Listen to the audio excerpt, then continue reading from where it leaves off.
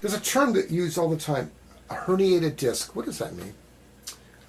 The discs are the sort of gelatinous material that is sort of a shock absorber between the vertebra of your spine.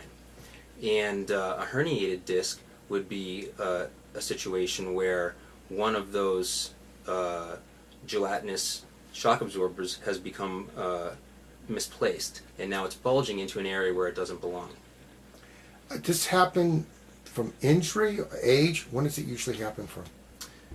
The typical time when herniated disc occurs in people's 20s and 30s, that's the initial presentation, and then there's another high prevalence of herniated discs in the 50s and 60s. So people can have them at a very young age. Does it happen from trauma or just an actual aging process and degeneration? Either. It could be from a lot of reasons. Correct. How do you diagnose that correctly? Well, the first thing you do is take a good history from someone. Usually they're presenting symptom, they're low back, and they have a herniated disc. Oftentimes it's going to present as what's called sciatica, which is pain that travels down the leg. How is that treated usually? There's a lot of ways to treat that.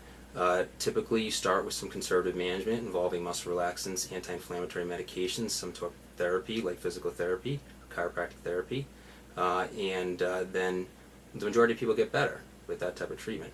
If they don't get better, they may come and see an interventional pain management specialist like myself, who could offer them cortisone injection to try to reduce the inflammation around that disc and the nerve.